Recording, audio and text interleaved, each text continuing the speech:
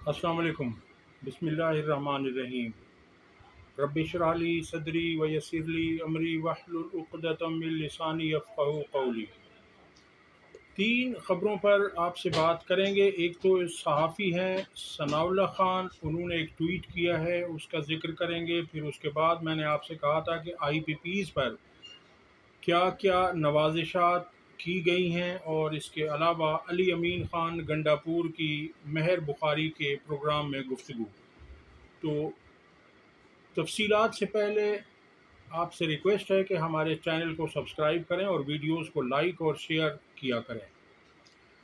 पहली ख़बर ये है जनाब कि पाकिस्तान की हालत ये कर दी है इस हुकूमत ने कि अब यहाँ कोई शख्स बाखुशी रहने को तैयार नहीं है।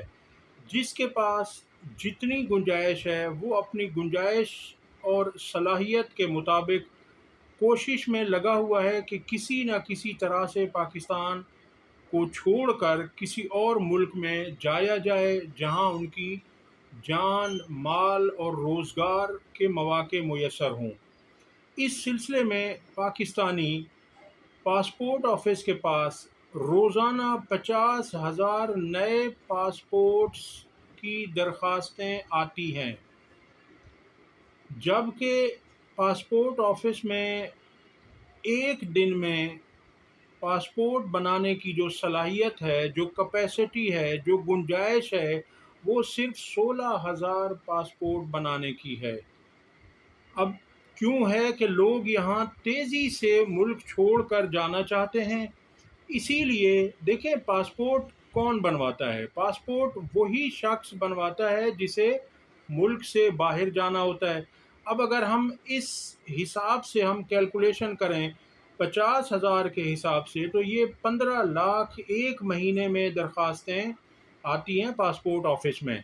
अब वहाँ से अगर जाने वाले फ़र्ज़ किया 2-3 लाख भी जाएं 15 लाख में से, तो आप देख लीजिए कि कितनी तेज़ी से पाकिस्तान से ब्रेन ड्रेन हो रहा है। नौजवान पढ़े लिखे काबिल वो पाकिस्तान छोड़कर बाहर जा रहे हैं, किस तेज़ी से, इसके मुतालिक सोचना पड़ेगा। अगली ख़बर ये है कि IPPs पर जो नवाज़िशात हैं उनकी बरसात कर दी गई है। उनके साथ टैक्स फ्री मुआहदे किए गए हैं, यानी उनसे कोई टैक्स नहीं लिया गया। IPPs हैं क्या? इंडिपेंडेंट पावर प्रोड्यूसर्स हैं। आसान लफ्ज़ों में मैं आपको कहूँ तो ये है प्राइवेट बिजली घर। कुछ तो हैं ऐसे कि जो गवर्नमेंट के बिजली घर हैं, जहाँ से बिजली बनती है और फिर आवाम को सप्लाई होती है, और कुछ ऐसे हैं कि जो प्राइवेट लोगों ने, जो सरमायादार हैं, जो ताकतवर लोग हैं, जो असर रसूख वाले लोग हैं, जो हुकूमतों में बैठे हुए हैं, इस हुकूमत में भी हैं, इनके भी हैं, शरीफ ख़ानदान के, इनके करीबी अजीज़ों के, उनके हैं ये। तो उनके ऊपर ये नवाज़िशात की गई हैं और अवाम को मारा जा रहा है। अवाम रोज़ाना ख़ुदकुशियाँ कर रही हैं। कल की ख़बर है कि लाहौर में मियाँ बीवी समेत 5 बच्चों ने ख़ुदकुशी कर ली। वो क्या था? गुर्बत से तंग आकर, बिजली के बिलों से तंग आकर, टैक्स से तंग आकर। IPPs पर नवाज़िशात की बरसात, टैक्स फ्री मुआहदे, मुनाफा 100%। यानी कारोबार में तो होता है कि आपको नफ़ा भी हो सकता है, नुकसान भी हो सकता है, मगर यहाँ इन्हें 100% मुनाफे की गारंटी दी गई और अदायगियाँ डॉलर्स में। 1994 से अब तक IPPs कैपेसिटी पेमेंट्स की मद में 15,000 अरब की वसूलियाँ कर चुके हैं। टैक्सेस ड्यूटीज़ में सहूलतों से 1200 अरब रुपए का फ़ायदा हासिल किया जा चुका है। हुकूमतों की जानिब से IPPs मालिकान को नवाजने के मुआहदों की तफसीलात मंजर आम पर आ गईं।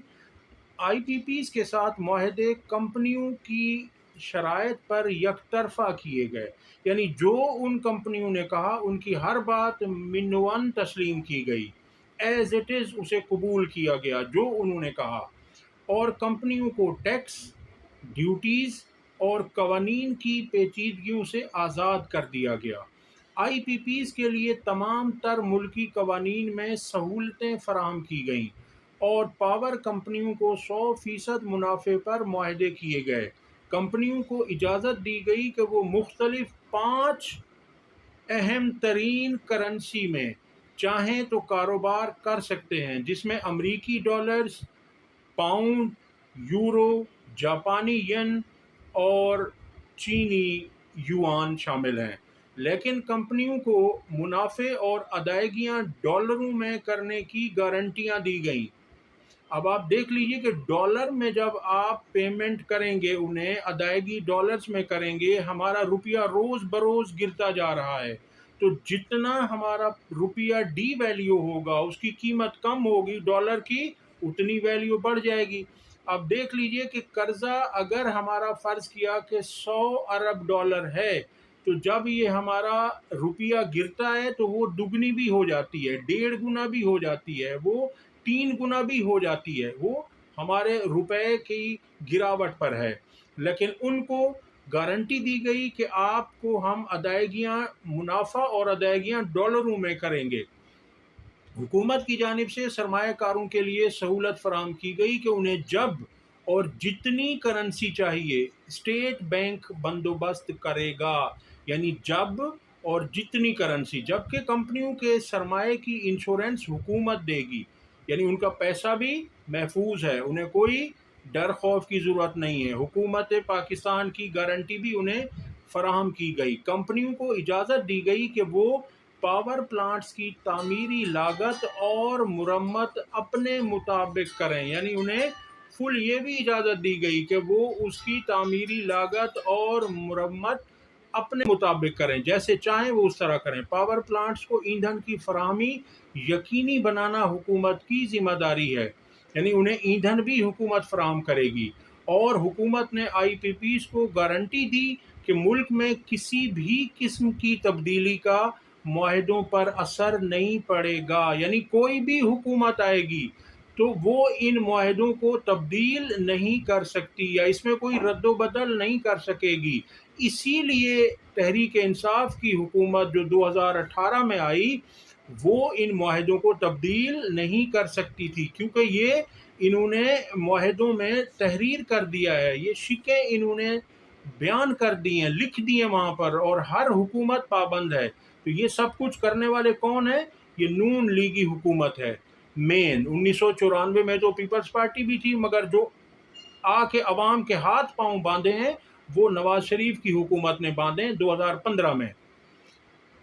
ٹیکس میں تبدیلی اور رد و بدل کا بھی آئی پی پیز معاہدوں پر اثر نہیں پڑے گا۔ آپ اس کا ایک ایک لفظ آپ غور سے پڑھیں اور سنیں تو آپ کو پتہ چلے گا کہ کس طرح انہوں نے عوام کی تباہی کا بندوبست کیا ہے۔ آئی پی پیز مالکان کو فورن کرنسی کی ترسیل میں بھی حکومت مدد فراہم کرتی ہے، یعنی اگر انہیں بیرونی کرنسی میں کسی بھی ملک کی کرنسی میں پیسہ چاہیے اور وہ جہاں چاہیے ان کو وہاں پہنچائے گی، یعنی کہ یہ ایک طرح سے پاکستان سے پیسہ ڈالرز کی صورت میں باہر بھی چلا جائے گا، یعنی یہ منی لانڈرنگ کی دوسری قسم ہے، یہاں سے پیسہ باہر جائے گا۔ جبکہ حکومت پاکستان سرمایہ کاروں کو قانونی، سیاسی اور مارکیٹ کے رسک سے بھی تحفظ فراہم کرے گی، جس میں پاکستان کے قوانین اور ٹیکس میں تبدیلی شامل ہے۔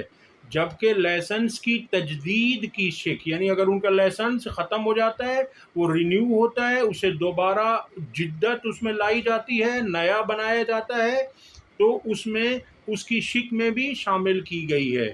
آئی پی پیز کا سرمایہ کاروں، انجینئرز اور دیگر غیر ملکی عملے کو بغیر کسی مشکلات کے ویزوں کی فراہمی بھی شرائط کا حصہ ہیں۔ پاور جنریشن یا ٹرانسمیشن کمپنی جب بھی کوئی منصوبہ لگاتی ہے تو اس کا معاہدہ یا ڈاکیومنٹس ہوتے ہیں جن کو سیکیورٹی پیکج ڈاکیومنٹس یعنی SPD کا نام دیا جاتا ہے۔ حکومت پاکستان کی طرف سے پرائیویٹ انفراسٹرکچر بورڈ ان کے ساتھ دستخط کرتا ہے۔ سیکیورٹی پیکج ڈاکیومنٹیشن میں امپلیمنٹیشن ایگریمنٹ گارنٹی شامل ہوتی ہے، جبکہ سی پیک پروجیکٹ کی صورت میں ڈائریکٹ امپلیمنٹیشن ایگریمنٹ اور سپلیمنٹل ایگریمنٹ شامل ہوتا ہے۔ اس کے بعد سینٹرل پاور پرچیزنگ ایجنسی کمپنیوں کے ساتھ پاور پرچیزنگ ایگریمنٹ یعنی PPA پر دستخط کرتا ہے، یعنی اس میں بھی دستخط ہوتے ہیں۔ اگر پاور پلانٹ تھرمل ہو یعنی کوئلے سے چلتا ہو تو حکومت پاکستان ان کے ساتھ فیول سپلائی ایگریمنٹ بھی کرتی ہے، جس کے تحت ایندھن فراہم کرنا حکومت کی ذمہ داری ہے، یعنی انہیں کچھ نہیں کرنا، سب کچھ انہیں پرووائڈ کیا جائے گا گورنمنٹ کی طرف سے۔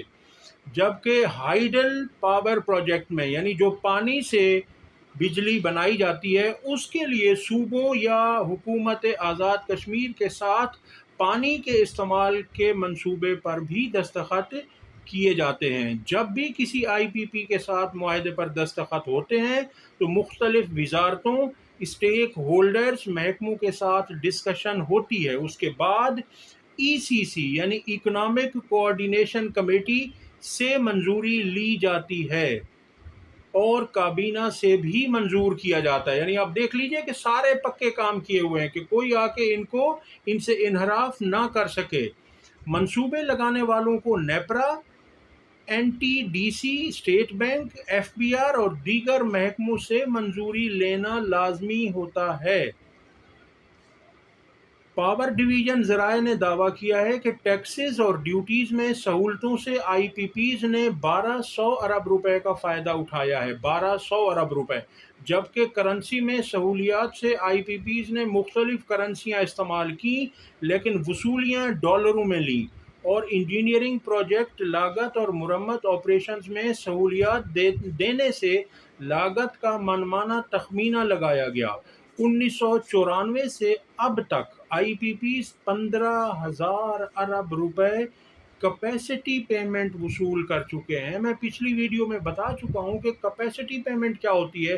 کیپیسٹی پیمنٹ ہے کہ ان IPPs جو ہیں وہ جو پرائیویٹ بجلی بنانے کے کارخانے ہیں ان کے پاس فرض کیا گنجائش ہے 100 میگا واٹ کی اور وہ ہمیں ضرورت 20 میگا واٹ کی ہے، تو ہم انہیں پیسے 80 میگا واٹ کے ایکسٹرا بھی دیں گے، یعنی ہم انہیں 100 میگا واٹ کے پیسے دیں گے کیونکہ ان کی کیپیسٹی 100 میگا واٹ پیدا کرنے کی ہے، ہم ان سے 20 میگا واٹ لے رہے ہیں، تو یہ ہمارا فالٹ ہے۔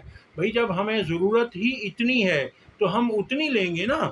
جب ہم مارکیٹ میں جاتے ہیں کوئی چیز لیتے ہیں، آپ نے سبزی لی، آپ نے اگر آدھا کلو لی تو آپ آدھا کلو کے ہی پیسے دیں گے نا، نہیں کہ وہ کہے گا آپ کو کبھی میرے پاس 5 کلو سبزی رکھی ہے لہٰذا آپ کو آدھا کلو بھی چاہیے تو آپ پیسے 5 کلو کے دیں، مگر یہاں ایسا ہوا ہے۔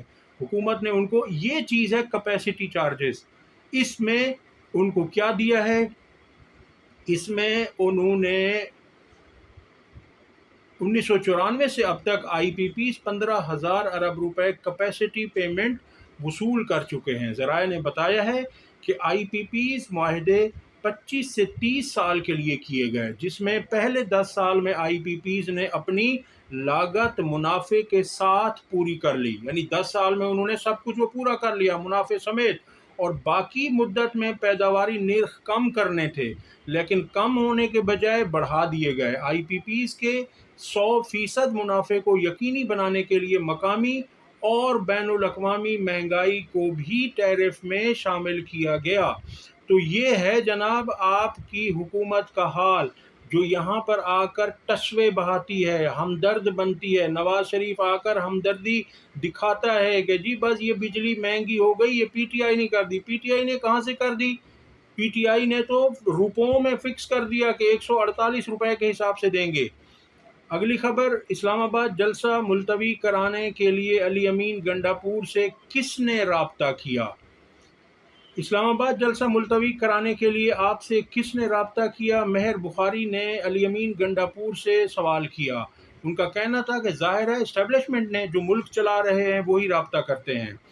آپ سے کس نے رابطہ کیا؟ مہر بخاری: ظاہر ہے اسٹیبلشمنٹ نے، جو ملک چلا رہے ہیں وہی رابطہ کرتے ہیں۔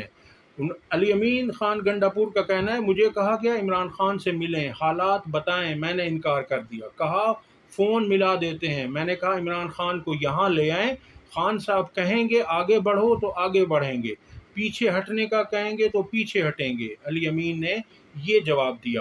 انہوں نے کہا مجھے کہا گیا کہ عمران خان سے ملیں، انہیں حالات بتائیں اور تو میں نے انکار کر دیا۔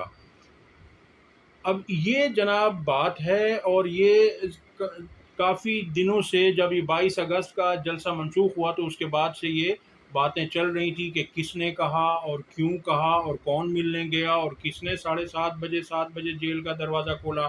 تو اس کا جواب علی امین گنڈا پور نے دے دیا ہے۔ اب تک کے لیے اتنا ہی۔ اگر ویڈیو پسند آئی ہو تو اسے لائک کریں اور شیئر کریں اور چینل کو سبسکرائب کریں۔ اللہ حافظ۔